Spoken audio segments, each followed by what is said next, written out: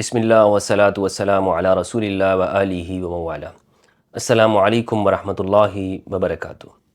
ایک ویڈیو کے اندر میں نے یہ بات کہی ہے کہ رافضیت یہ کفر نہیں ہے، لیکن ناصبیت یہ کفر ہے، نفاق ہے۔ اور اس پر میں نے ایک حوالے کے طور پر صحیح مسلم کی روایت آپ کے سامنے پیش کی تھی۔ رسول اللہ صلی اللہ علیہ وآلہ وسلم نے امام علی علیہ السلام سے فرمایا، اے علی، تجھ سے صرف مومن محبت کرے گا اور منافق بغض کرے گا۔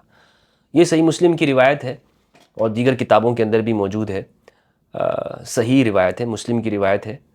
تو اس روایت سے استدلال کرتے ہوئے میں نے یہ بات کہی کہ چونکہ علی کا بغض نفاق ہے، منافقت یہ کفر ہے، تو ناصبیت کفر ہے۔ لیکن ایسی کوئی روایت ہمارے نظروں میں نہیں آتی جس سے یہ کہا جائے کہ صحابہ کی محبت یا رفس یہ بری چیز ہے، رفس نفاق ہے، رفس کفر ہے، یہ چیز ہمارے سامنے نہیں آتی۔ اور خود اہل سنت والجماعت کا جو عقیدہ اور مسلک ہے وہ ایمانیات کے اندر صحابہ کرام شامل نہیں ہیں، یعنی ایمانیات، ایمان مفصل ہو یا ایمان مجمل ہو، اس میں صحابہ کرام نہیں آتے کہ صحابہ کرام کے اوپر ایمان رکھنا بھی یہ کوئی ایمان کا حصہ ہو، یہ ضروری ہو۔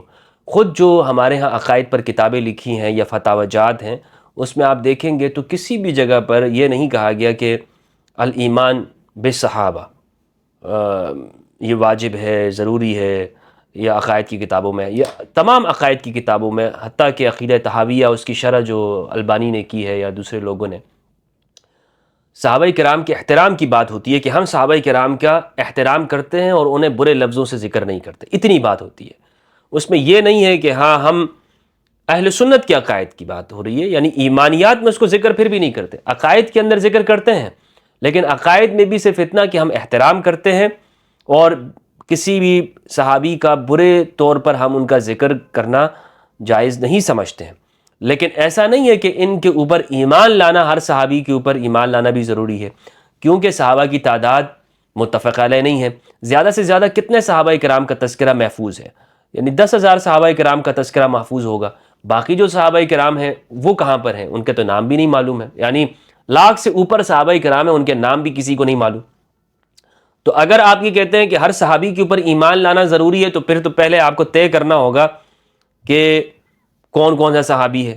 ہاں، یہ بات ضروری ہے کہ اجمالاً یہ بات کہتے ہیں کہ ہم ان کا احترام کرتے ہیں۔ ایسا نہیں ہے کہ صحابیت کے اوپر ایمان لانا، یہ نہ قرآن کا حکم ہے نہ حدیث کا حکم ہے۔ خود میں آپ کے سامنے فتاوے شیئر کر دیتا ہوں، اسکرین کے اوپر آپ دیکھ سکیں گے کہ ہمارے ہاں کسی اہل سنت عالم کا یہ قول نہیں ہے کہ ہر صحابی کے اوپر ایمان لانا یہ ایمانیات اہل سنت کے اندر یہ متفقہ بات ہے۔ تو لہٰذا یہ بات طے ہو گئی کہ رافضیت یہ کفر نہیں ہے، ناصبیت کفر ہے، یہ بات طے ہو گئی، ٹھیک ہے۔ اب آگے اگر ہم چلتے ہیں، ہم دیکھتے ہیں کہ میں نے ایک بات اور کہی کہ اسی طرح ہمارے جو اہل سنت ہیں وہ ناصبیت کے حوالے سے حساس نہیں ہیں، مگر رافضیت کے حوالے سے وہ حساس ہوتے ہیں۔ اس کی کیا وجہ ہے؟ اس کی وجہ آپ کو تاریخ کے اندر آپ کو جانا پڑے گا اور آپ کو دیکھنا ہوگا کہ ناصبیت تقریباً کوئی ایک بڑا دور بنو امیہ کا حکومت کا رہا ہے، اور یہ ہمارے ہاں لوگوں نے لکھا ہے، خاص طور پر ابن کثیر رحمہ اللہ نے، خلفاء بنو امیہ کلہم نواسب الا عمر التقیہ۔ بنو امیہ کے حکمران ناصبی تھے سوائے عمر بن عبدالعزیز رضی اللہ تعالیٰ عنہ کے، کہ وہ ناصبی نہیں تھے۔ یہ ابن کثیر رحمہ اللہ نے اشعار کی شکل میں جو حکمرانوں کی جو ترتیب ذکر کی ہے اور ان کے جو تعارف کرایا ہے اشعار کی شکل میں، اس میں انہوں نے یہ بات لکھی۔ اور ابن کثیر رحمہ اللہ ایک سلفی ہیں، یعنی اہل سنت والجماعت میں جو سلفی نقطہ نگاہ ہے اس کے ایک شارح ہیں، اس کو بیان کرنے والے ہیں۔ تو بنو امیہ کے زمانے میں آپ دوسری طرف دیکھ لیں کہ رافضیوں کی کوئی حکومت نہیں رہی، روافظ کی، میں شیعہ کی بات نہیں کروں، روافظ کی بات کروں، روافظ ان کی کوئی حکومت نہیں رہی ہے۔ ہاں، آپ یہ کہہ سکتے ہیں کہ اسماعیلیوں کی، لیکن وہ مصر کے علاقوں میں رہی ہے، اور وہ اب آپ دیکھیں تو وہاں پر سنیت کا غلبہ ہے، وہاں پہ رافضیت کا غلبہ ہے نہیں۔ انہوں نے اس طور پر اپنے عقائد کو بیان نہیں کیا، اور پھر بعد کے زمانے میں ان کی کتابیں جلا دی گئی۔ جو اسماعیلی آغا خانی ہیں ان کی کتابوں کو جلایا گیا، ان کے مکتبات کو بالکل ان کا نام و نشان مٹا دیے۔ اس لیے آج ہمارے ہاں اس زمانے میں بھی جو اسماعیلیوں کی عقائد کی کتابیں ہیں وہ ملتی نہیں ہیں، اور اگر کہیں پر ہو تو یہ اس کو زیادہ اشکارا نہیں کرتے ہیں کہ انہیں اس بات کا خوف ہوتا ہے کہ انہیں جلا دیا جائے گا، ختم کر دیا جائے گا۔ تو اسماعیلیوں کے ساتھ تو یہ کام ہوا ہے۔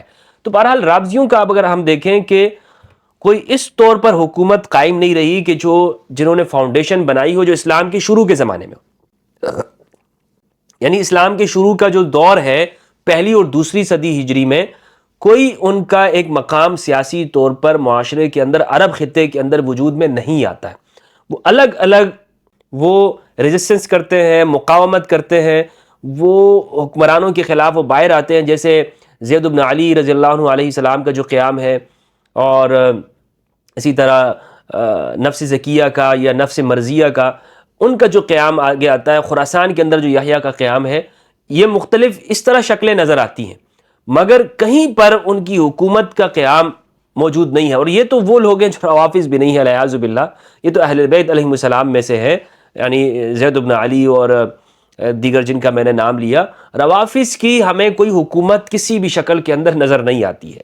تو یہ بات جب ہمارے سامنے ہو گئی تو ہمیں اب اس سے ایک بات معلوم ہوئی، اور وہ یہ ہے کہ ہمیشہ یوں ہوتا ہے کہ حکمران طبقات اپنی موافقت میں گفتگو کراتے ہیں اور اپنے مخالفین کے خلاف لٹریچر نکالتے ہیں.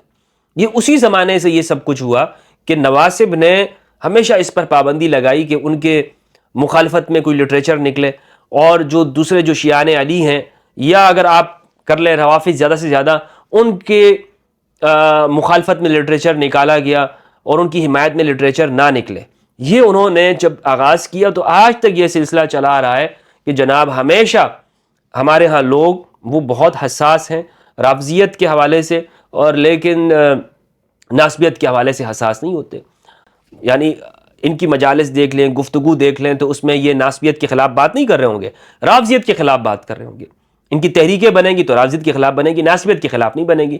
پوری مسلم تاریخ کے اندر آپ اٹھا کے دیکھ لیں، پورے مسلمانوں کے ادوار کو دیکھ لیں، خود ہمارے پاکستان میں دیکھ لیں کہ ہمارے ہاں جتنے بھی ناسبیوں نے امام حسین علیہ السلام کے خلاف کتاب لکھی، امام علی کے خلاف کتاب لکھی ہے، ہمارے اہل سنت نے اس کا جواب بہت کم دیا ہے. دیوبندیوں نے، بریلویوں نے بہت کم اس کا جواب دیا ہے. ایک مولانا مودودی رحمہ اللہ نے جواب دیا، باقی جن لوگوں نے، قاری محمد طیب صاحب دارالعلوم دیوبند سے، انہوں نے جواب دیا، لیکن وہ اس طرح کا نہیں ہے کہ جیسے ہم کہہ سکیں کہ کوئی ٹھوس قرآن و حدیث کی دلائل اس کے اندر موجود ہے. یہ لوگ کیوں ناسبیوں کو جواب نہیں دیتے؟ اس لیے نہیں دیتے ہیں کہ ان کے اوپر غلبہ زیادہ ہے ناسبیت کا. یعنی ناسبیت نکلتے ہی یہیں سے ہے، سنیوں سے نکلتے، شیعوں سے تو ناسبی نہیں ہوتا نا بندہ، یہیں سے نکلتے ہیں. ہاں اگر کوئی شخص، وہ آپ یہ دیکھیں کہ کوئی رافضی ہے، اس نے کوئی کتاب لکھ دی ہے، اس کا جواب یہ لوگ دیں گے.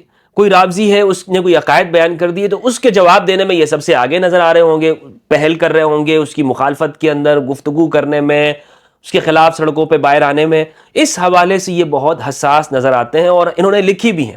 مکتبے کے مکتبے، آپ کسی سنی مکتبے میں جائیں، خواہ دیوبندی، بریلوی، اہل حدیث، سلفی ہو، وہاں پر آپ کتابیں دیکھیں تو عقائد کا جو سیکشن ہوتا ہے، وہاں پر آپ کو کتابیں نظر آئیں گی رافضیت کے خلاف. ناسبیت کے خلاف بہت کم آپ کو لٹریچر اور مواد ملے گا. قدیم زمانے میں چلے جائے، شیخ عبدالعزیز محدث دہلوی رحمۃ اللہ علیہ نے تحفہ اثنا عشریہ لکھی شیعت کے رد میں، لیکن ناسبیت کے رد میں کوئی کتاب موجود نہیں. نواسب کے خلاف کوئی کتاب نہیں ہے. ابن تیمیہ نے شیعوں کا رد کیا، نواسب کا رد موجود نہیں ہے. تو یہ حساس پن ان کے اندر جو آتا ہے جناب، وہ کس وجہ سے آتا ہے؟ وہ اس وجہ سے کہ شروع زمانے میں نواسب کی حکومت رہی اور انہوں نے ایک طرح ڈال دی، یہ لائن ڈال دی، اب اس کے اوپر ہم لوگ چل رہے ہیں. بہرحال گفتگو ہماری آج کا جو موضوع ہے وہ یہ ہے کہ میں اپنے حوالے سے کچھ چیزیں آپ کے ساتھ شیئر کرنا چاہتا ہوں، اور امید یہ کرتا ہوں کہ جو میرے اہل سنت بھائی ہیں ان کے لیے اس کے اندر ایک رہنمائی موجود ہوگی. اور امید یہ بھی ہے کہ ان کی جو کہانی ہے وہ مجھ سے ملتی جلتی ہو. مجھ سے ایک دوست نے کئی جگہوں پر یہ سوال کیا ہے، بہت سارے دوست احباب نے، کہ کیا میں کبھی ناسبی رہا ہوں؟ تو میں اس کا جواب میں دے چکا ہوں، لیکن بسا اوقات اس سوال کا مجھ سے پوچھا جاتا ہے، یہ سوال مجھ سے پوچھا جاتا ہے. تو الحمدللہ میں یہ بتاتا چلوں کہ میں کبھی بھی ناسبی نہیں رہا، الحمدللہ کبھی بھی اپنی زندگی میں. حتیٰ کہ جب میں فرقوں کے اندر بند تھا اور ایک مخصوص فرقے کی چھاپ تھی اور مخصوص فرقے میں پڑھائی تعلیم، ایک فرقے سے دوسرا فرقہ، تب بھی اللہ سبحانہ وتعالیٰ کا یہ کرم رہا مجھ پر کہ ناسبیت مجھے کبھی بھائی نہیں ہے. یعنی اندر سے مجھے اس چیز سے ایک گھن سی آتی تھی یہ ناسبیت سے. ہاں یہ بات ضرور ہے کہ میں کچھ لوگوں کا اندھا دھند عاشق رہا ہوں، اور لیکن پھر بھی زندگی بھر میں نے کبھی اس درجے پہ نہیں پہنچا کہ جس کو آپ ناسبیت کا ناسبیت کا لیول آپ کہہ دیں یا ناسبیت کی جگہ تک چلے جانا، وہ میں ناسبی نہیں رہا. اور ناسبی میں یہ سمجھتا ہوں وہ شخص ہوتا ہے کہ جو اہل بیت کا بوس اس کے اندر ہوتا ہے. الحمدللہ عز و جل میرے اندر کبھی نہیں رہا، تو ناسبی میں کبھی نہیں رہا ہوں. حدیث الثقلین کی جہاں تک بات ہے، مجھ پر یہ دریافت کیسے ہوئی، آشکارا کیسے ہوئی، تو یہ بھی میں کئی موقعوں پر اپنے دوست احباب سے شیئر کر چکا ہوں. آج میں اس کو تفصیل کے ساتھ آپ کے سامنے بیان کرنا چاہتا ہوں، اور تاکہ ہم سب کو ایک دوسرے کے ساتھ اپنی جو کہانی ہے وہ شیئر کریں اور ایک دوسرے کے تجربات سے ہمیں فائدہ ہو. دیکھیں، ایک دور ایسا تھا کہ جب میں سب کچھ اسی چیز پہ چلتا تھا جیسے ہمارے ہاں عام طور پر سنی احباب مدارس میں پڑھنے والے ہیں. استاد نے ایک بات کر دی، ہم نے بات قبول کر لی. لیکن شروع سے ہی مجھے ایک یعنی یہ ملکہ ہے کہ میں سوال کرتا ہوں، اور میں جب سوال کرتا تھا تو بہت سارے اساتذہ ان کو ناراضگی کا اظہار وہ کرتے تھے کہ بھائی یہ سوال کیوں کر رہا ہوں میں، یا شک کی نگاہ سے دیکھنا کہ جناب یہ کہاں سے پتہ نہیں کن سے میں سوال ڈھونڈ ڈھونڈ کے لے کر آ رہا ہوں. تو سوالات ذہن میں آتے تھے. ان سوالات کی وجہ سے میرے اندر ایک چیز مجھے جب میں مطمئن نہیں ہو پایا تو خود پھر میں نے تلاش کرنے کی کوشش کی، اور خود پڑھنے کی. جب میں نے ان چیزوں کو ڈھونڈا تو معلوم یہ ہوا کہ جناب یہاں پر تو بہت ساری ایسی چیزیں ہیں کہ جو مذہبی طبقہ ہم سے چھپاتا ہے. مذہبی طبقہ ہمیں جو مذہب کی رسم اور رسمی جو تعلیم دے رہا ہے، یہ دراصل یہ فرقے کی وہ تعلیم ہے کہ جس کو جلد سے جلد اس تعلیم کو ختم ہو جانا چاہیے، اور جو لوگ نوجوانوں کے ذہن میں مذہب کے حوالے سے شک و شبہ ڈالتا ہے. اور وہاں سے خود ہمارے ذہن میں بھی لازمی بات ہے، جب وہ کردار کو دیکھیں گے اور ان سوال اور جواب کو واپس میں آپ کو میچ نہیں کھائیں گے، آپ مذہب کے حوالے سے شک میں پڑ جائیں گے. پھر میں نے دوبارہ سے مذہب کا تعلیم کا اس کا مطالعہ کیا. معلوم یہ ہوا کہ جناب یہاں پر تو ساری باتیں ایسی ہیں کہ اہل البیت علیہ السلام وہ جگہ کہ جہاں سے دین کا آغاز ہوا ہے اس کو ڈسکس ہی نہیں کرتے ہم لوگ. پھر میں نے دوبارہ سے یعنی مذہب کی تعلیمات کا مطالعہ شروع کیا، اور ایسے میں مجھے جو ہیلپ ہوئی، مدد ہوئی، وہ استاد حسن فرحان المالکی حفظہ اللہ، استاد عدنان ابراہیم کے لیکچرز کے ذریعے ہوئی. زیادہ طور پر استاد حسن فرحان المالکی حفظہ اللہ، ان کے لیکچرز کو میں نے سننا شروع کیا عربی زبان میں، اور ان کی کتابوں کا مطالعہ کیا، ان کی ساری کتابیں پڑھی، عدنان ابراہیم ان کے لیکچرز کا. تو واللہ میرے لیے ایک نیا جہان کھل گیا. وہ سارے سوالات جو میں سمجھتا تھا یہ مذہب کے اوپر ہے، وہ مذہب پر نہیں ہو رہے تھے، وہ دراصل اس فرقہ وارانہ فکر کے اوپر تھے جسے ہم نے مذہب کی شکل میں قبول کر لیا. یعنی آج ہم یہ سمجھتے ہیں کہ اگر ایک شخص مذہب کے اوپر سوال کر رہا ہے، وہ مذہب پہ نہیں ہوتا، وہ ہمارے اس فرقے کے اوپر ہوتا ہے کہ جسے ہم نے مذہب کی شکل میں قبول کیا ہے. ہم اسے اسلام سمجھ رہے ہیں لیکن وہ اسلام نہیں ہے، وہ ہمارا فرقہ ہے جسے ہم وراثت میں ساتھ لے کر آئے. دوسرا شخص کہہ رہا ہے نہیں بھائی میں اس چیز کو نہیں مانتا، اور ہم غصہ آ جاتا ہے، ہم کہتے ہیں نہیں یہ مذہب پہ سوال کر رہا ہے. مذہب پہ نہیں کر رہا ہوتا، اور بھائی وہ سوال کر رہا ہوتا ہے آپ کے ان عقائد کے اوپر جو آپ وراثتاً آپ لے کر آئے. تو اس لیے ہم ان لوگوں کو شاید مذہب کے خلاف سمجھ رہے ہوتے ہیں، یہ بھی ہم سے غلطی ہو جاتی ہے. تو بہرحال میں نے استاد حسن فرحان المالکی کے جب ان کی گفتگو سنی، ایک چیزیں حدیث ثقلین اسی میں مجھے سمجھ میں آئی. اور جس طرح استاد حسن فرحان مالکی نے اپنی دعوت کا جو سارا موضوع ہے وہ حدیث ثقلین کے اوپر رکھا، اس چیز کو میں نے ڈیپتھ میں اتر کے جتنے بھی سوال حدیث ثقلین کے اوپر ہو سکتے تھے یا ہوئے ہیں ان چیزوں کا مطالعہ کیا. تو یہ مجھے ایسا نظر آیا کہ یہ حدیث ثقلین رسول اللہ صلی اللہ علیہ وآلہ وسلم کی وصیت ہے. تو یہ آپ کو اس وقت تک یہ بات پتہ نہیں چلے گی جب تک کہ آپ ایک فرقے کی چھاپ سے نکلتے نہیں ہیں. یعنی فرقے کی چھاپ سے مراد یہ نہیں کہ آپ اپنا فرقہ چھوڑ دیں، فرقہ چھوڑنے کی بالکل ضرورت نہیں ہے. آپ اپنے فرقے میں رہیں، اس فرقے کے اندر رہ کر آپ حدیث ثقلین کا مطالعہ کریں یا ان اختلافات کو سمجھیں، تو آپ تب بھی آپ کے لیے یہ چیز واضح ہو جائے گی. حدیث ثقلین ایک نور ہے، جس طرح قرآن مجید نور ہے نا، اس کی روشنی میں ہر چیز کھل جاتی ہے، واضح ہو جاتی ہے. اس حدیث ثقلین کے روشنی کے اندر بھی ساری چیزیں واضح اور روشن ہو جاتی ہیں. آپ کے سامنے مذہبی ملاؤں کا چہرہ بھی آ جائے گا، مذہبیت کی حقیقت بھی آشکارا ہو جائے گی، اور جو اعتراضات اسلام کے اوپر ہوتے ہیں، مذہب کے اوپر ہوتے ہیں، ان کی حقیقت بھی سمجھ میں آئے گی. ایسا نہیں کہ صرف آپ کو ناسبیت سمجھ میں آئے گی کہ یہ ناسبیت کیا کھلواڑ کر رہی ہے مسلمانوں کے ساتھ. آپ کو یہ جو اسلام کے اوپر جو اعتراضات اٹھتے ہیں یہ چیزیں بھی عقل کے ساتھ آپ کو حقیقت ان کی سمجھ میں آئے گی، جسے لوگ عام طور پر قبول نہیں کرتے. لوگوں کو تو عقلی چیز قبول نہیں ہے نا، لوگوں کو تو جذباتی چیز قبول ہے. جذباتی چیز کی مارکیٹ ہے، مارکیٹ میں جذبات بکتے، عقل تھوڑی بکتی ہے۔ تو بہرحال استاد حسن فرحان مالکی، اللہ سبحانہ و تعالیٰ ان کو رہائی عطا فرمائے، ان کو انہوں نے بہت بڑا کام کیا عرب ممالک کے اندر، اور سنیت کے اندر رہ کر مجھ جیسے کئی نوجوانوں کی ہدایت کا وہ ذریعہ بنے ہیں، اور حدیث ثقلین پہنچانے کا پوری دنیا کے اندر وہ ایک بہت بڑا ذریعہ بنے ہیں۔ ان کی کتابیں انسانی دماغ کے لیے ایک جھٹکا پیدا کرتی ہیں، اور اس کو بہت کھول دیتی ہے اگر ان کتابوں کا آپ مطالعہ کریں گے۔ حقائق کے ساتھ انہوں نے لکھا ہے، کیونکہ خود ان کی زندگی ہماری طرح ہی گزری ہے۔ ایک سلفی وہابیت کے اندر رہ کر مسلمانوں کو کافر کہنے والے گروہ کے اندر سے ایک حسینی پیدا ہوا جو حسن فرحان مالکی۔ استاد عدنان ابراہیم وہ بھی ہیں، لیکن زیادہ طور پر جنہوں نے اس موضوع اور میدان کے اندر کام کیا ہے وہ فرحان مالکی صاحب ہیں۔ تو میں جناب کبھی بھی ناسبی نہیں رہا، اللہ کا لاکھ لاکھ شکر ادا کرتا ہوں اس بات کے اوپر، کبھی ناسبی نہیں رہا۔ تو حدیث ثقلین کا جو مجھ پر جو انکشاف ہوا ہے وہ ان کی گفتگو سے ہوا، اور میں نے آپ کو بتایا کہ صرف یہ جو فرقوں کے اندر جب میں رہتا تھا نا، تو ہمیں تعویلیں سکھائی جاتی تھی۔